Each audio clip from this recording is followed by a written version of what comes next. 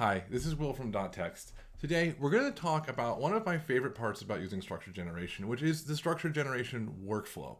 If you're an AI engineer or you've worked with LLMs before, you're probably very familiar with the sort of default pattern of writing software for LLMs, which is you write a prompt, you look at the results, they're not what you want, you rewrite that prompt, begging and pleading the model to do what you want it to do, ultimately to no avail. Maybe you run some evals to see if the improvement worked or not. It's a very complicated process, and in my experience in AI engineering, it very quickly makes it feel like the entropy is growing very quickly. You're getting further and further away from a solution, you're relying on more and more tricks and gimmicks, and then all of a sudden overnight someone changes the way the API works and none of it works.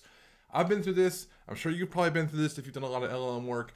And one of my favorite parts of structured generation is that when you're working with it, you don't have to think this way anymore. You can write code like a real engineer again. You can come up with tests, you can fix problems, your code gets iteratively better.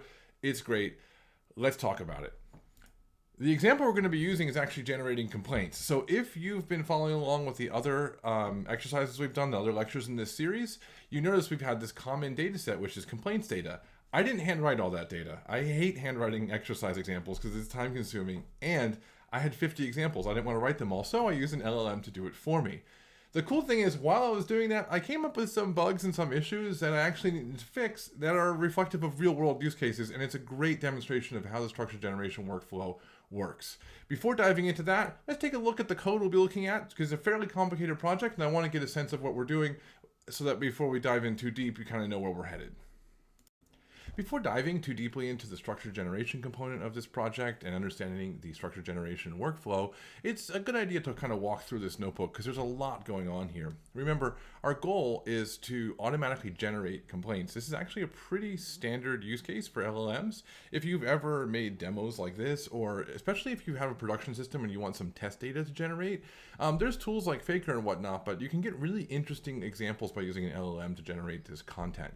And structured generation can be essential to making this work really well. So I want to walk through this program I have here. It's a bit complicated, and for this exercise, you actually won't need to pay attention to almost any of it, but I do want you to be aware of what we have real quick. So basically, we're going to use a model, and in this case, I'm using a device that is MPS because I'm working on a Mac. Again, if you're using an NVIDIA GPU, you might want to use CUDA, or a different environment, you might want to set this up differently for yourself.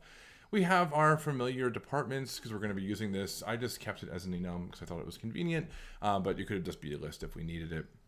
The basic idea here is we're breaking down our structure into 3 parts, and this is a little different than we've done before. Usually when we have a structure generation problem, we tackle it in a single regex, but this is not really the case here. But we won't dive too much into this. Let's look at the main body of what our complaint generator class here. So what this is doing is it has a bunch of different structures, which we'll talk about later, that are used to generate the actual data itself. Then it has these generators that take a prompt and that structure, and they're going to be used to sort of generate the actual parts of this message. And when we actually generate the complaint, the way it works is it generates one piece, feeds that back into the prompt, so that's actually part of the prompt, and then continues generation in 3 separate stages, finally giving us our complete complaint. The parts are broken down into an intro message, a actual complaint itself, and an order number. So we're going to go through all this, and then in the end, we can just run this and generate all the things we need and get our complaints generated. There's a lot of details, again, you don't really need here, but I just wanted to walk you through what's actually happening so that it's not too much of a surprise. Now, let's go back and talk a little bit more about the structured generation workflow and how it can help us sort of really feel like software engineers again when working with LLMs. Okay, now it's time to talk about the workflow itself. Whenever you're building a program for an LLM using structured generation, this is a pattern that I have found myself repeating over and over again, and it makes it very easy to develop in the first place, sort of build out how your structure is going to work, and to find and fix bugs and make consistently more stable and reliable code. It's something I've really enjoyed, and it's honestly my favorite part of working with structured generation. The thing we always start with, and this again I think is great, is real examples. So very often when you want to generate something, whether it's generate phone numbers or parse out citations or classify departments, whatever it is, you have real examples of what this looks like. You might only have one example, that's fine.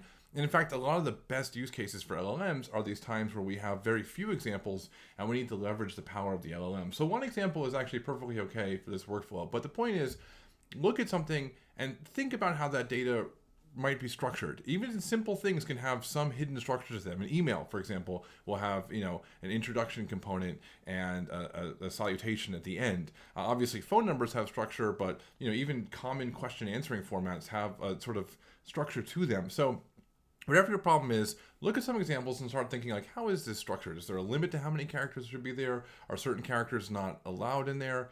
Whatever it is, this is a really important part of the process. And then we draft our structure, which is often a regular expression, sometimes JSON. And with regular expressions, if you've used them before, it can be kind of tricky to get them right. And that's why this workflow is so important, because it can be very easy to sort of, miss that part and get some sort of error in your regex. And we'll see an example of that soon. The next part is not to immediately rush to generating with an LLM. So it seems like kind of the obvious thing is once you have structure, let's go run the outlines and generate some examples. That's not where we want to go next. Because we're using a regular expression or JSON to generate, we also can use it to validate our existing real data. So the validation step is sort of essentially our first test in this process, which is to say, hey, we've got a real example or some real examples. Let's just make sure our proposed regex or our proposed structure is going to match those cases. If it doesn't, we already have found a bug and we didn't even have to fire up an LLM to realize it. Once we've validated, now we continue on to generate that actual structure. So put it in our model, put in our structure, run that through outlines, and then we will get a result. Then finally we inspect the result. Does it look good? Anything weird about it? Anything we wish we could change in the outcomes? If not, that's great, we're done. But if so, which is usually the case in software, we just repeat this loop over and over again. We look at the examples, we look at our structure, think about what could be improved, we validate, and ideally we continue to kind of add different levels of validation as we go through the process. Okay, let's step through this again a little bit more carefully, and then we'll dive back into the notebook and actually walk through a real world example. So in this case, let's think about the draft structure, right? Here is a comment from a user, a complaint. Now, of course, these real data are simulated data, but it still works for all those real world use cases. And we can see, it has an intro section, it has sort of a body to the middle, and then it has a part where the person says that their order number is something, right?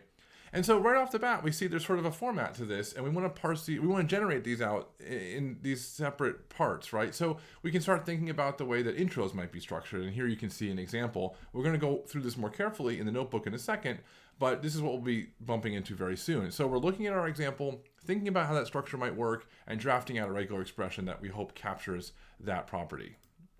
Next, we validate it. So in this case, it's very simple. And again, we'll walk through this with a notebook in just a moment.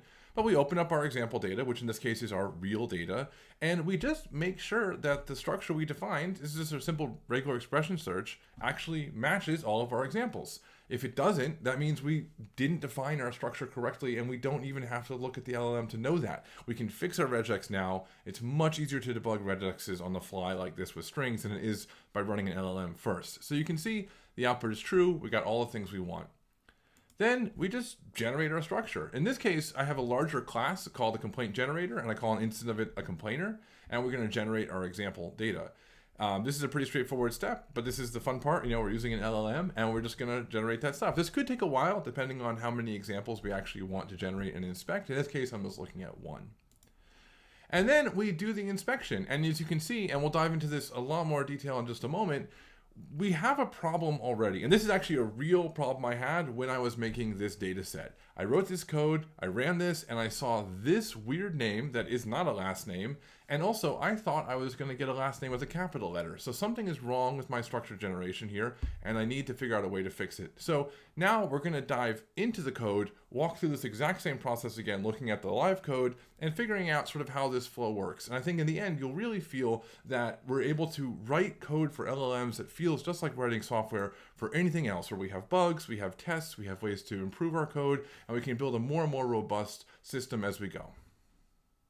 Okay, let's dive back into the notebook and see how this works in practice. We'll walk through each of the major steps of the workflow, and it should give you a much better feel for how you can use this workflow in your day-to-day work with LLMs and structure generation to get much better results.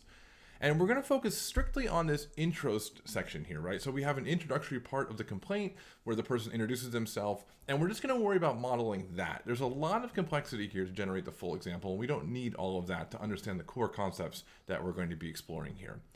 Remember, we always want to start with real data. So even though our task is to draft this structure, we want to look at some real data to give us a sense of what that structure might even be. So this data is, of course, synthetic, so it's not real data, but you get the idea. We're going to look at all these examples we have, and we're going to look at the first couple of characters in them to sort of see what the introductions look like. Now, because this is synthetic, we only have 2, but you can imagine in the real world, you might get a feel for all the different ways people introduce themselves. You may not need to implement all of those, but maybe you only have one message even, and you want to just implement sort of a basic sort of standard introduction. And again, that's what our task is going to be here, focusing on just making sure we can kind of simulate this and generate data that kind of feels like our real data here. So I've gone ahead and drafted some initial structure for us. If you're not familiar with regular expressions too much, this is actually a little bit more complicated than we normally have, where we're actually building up a regular expression from different parts. So this first one maps to hi, this is so-and-so. We have a first name and a last name. And then it could also be hello, I'm so-and-so. And we're just combining these both with this or operator. So the regular expression ends up being this or that. So there we go. We finished part 1. We've defined our structure. We have an idea for how this might look, and it all looks pretty good to me. There is a subtle bug there, but we'll get back to that. Okay, so what we want to do next is we want to actually not generate. So the kind of basic instinct, I think, with these things is that you want to now run the LLM, because that's what we're doing, right? We're programming LLMs. But in fact, we actually want to hold off on that a bit. So we're going to instantiate our complainer, which is what I call this complaint generator.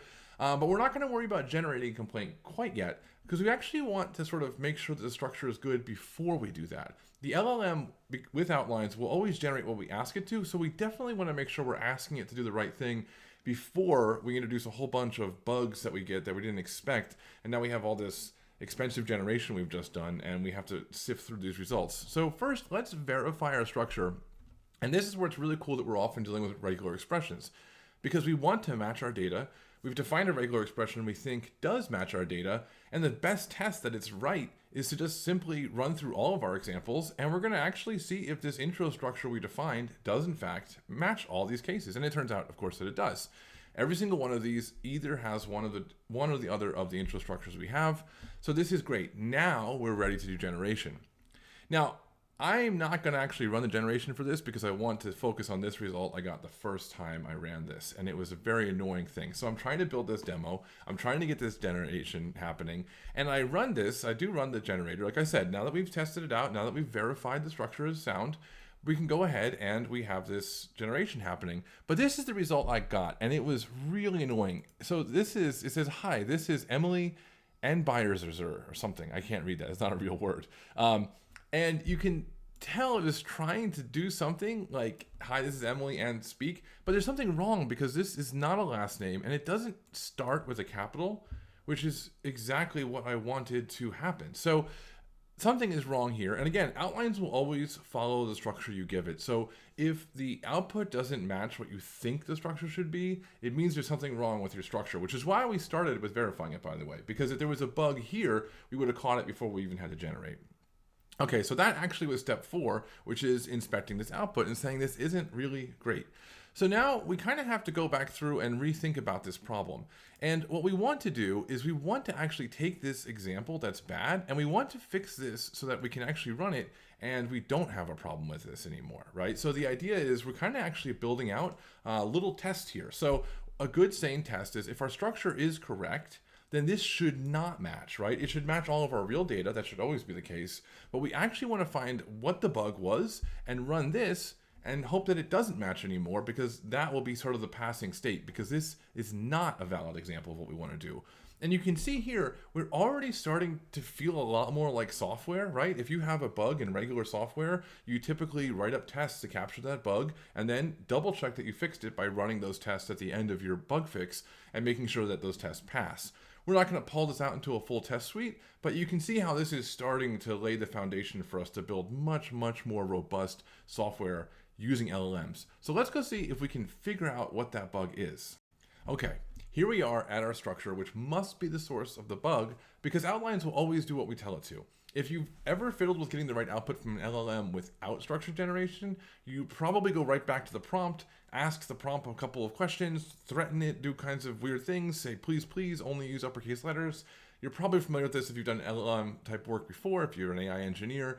The nice thing is we don't have to do that. There's no guessing, there's no arguing with the LLM. We just have to figure out what the actual and earnest bug in our code is. And maybe you've spotted it while I've been chatting. So if you look at the way this works, and this was actually a real bug I had when I was generating these examples the first time. I made this mistake and it really happened. So this is an actual real world use case for this when I was generating data for this exercise. So we can walk through this regex and the bug will pop out right away. So we say, hi, this is, and I want an uppercase letter and then 3 to 10 lowercase letters for the first name. And it looks like an uppercase letter here, but what I'm actually doing is uppercase A through lowercase z, which means this is all possible letters, upper and lowercase. This is only uppercase letters here. This is only lowercase here, which is what we want for the name. But this is anything, which is how we got that weird issue where we had a last name starting with a lowercase letter. Let's go ahead and fix this bug. And then we can rerun this class, reinstantiate it, and then we should be in good shape. So we've rerun this now. Let's go ahead and continue with our workflow. So we're at step 1 again, right? We just modified our structure. We fixed that bug. We're back at the drafting our structure stage, and we want to walk through the rest of this. So let's go ahead and reinstantiate this. First off, we always want to do the original verification we did before because we do always want to make sure we match the data we know is correct. So let's go ahead and run this. That's still true. That's really good. We've actually added an extra step to our verification logic when you remember what we just did. We wrote this little guy right here, which tells us whether or not our erroneous example message matches the intro structure. Last time we ran this, it did match, which we don't want because we consider this to be a bad case. So we're starting to build out what really is a tiny little test suite here, right? We're not gonna go build out a whole set of tests, but you can see how in a real world case, this would be the foundation where we can actually start building test cases to help us catch bugs and sort of reduce regressions. And I think this is a really powerful thing, especially if you've done sort of old-fashioned prompt hacking type of LLM work, because that tends to just get worse and worse and worse over time. And this gets better and better and better over time. So let's run this and see if it passes our new test essentially. And there we go. It doesn't match it, which means we match all of our original cases and we don't match this case. So we kind of have our first 2 test cases written for us. And this is regular software engineering again. So we've gone ahead and fixed that. I'll spare you the generation time, but when we regenerate the data, that's actually what ends up being in the data set we use for this and the 2 previous exercises we've done. So this data did work. I was able to find a real bug that I actually had and solve it through traditional software engineering techniques. I really hope you enjoy this talk, and I hope you take some of these things away with you, because I think this is my favorite part of using structured generation. It's not just the fact that you get what you ask for, it's that we can start working with LLMs in a way that feels like writing real software again. The more code I write, the sort of more understanding I have of the problem gets better solutions, I have test coverage, all these great things, rather than sort of the entropy increasing over time, which is what I find in the past when I'm doing a lot of prompt engineering type of work. So walk through the exercise book, get a feel for this. I think you'll start to really like what structured generation has to offer, and I think you'll love feeling like a software engineer again. Thanks so much, and please like and subscribe if you enjoyed this content. There should be a lot more stuff coming in the future, lots of really interesting examples, and further learning we can have with structured generation.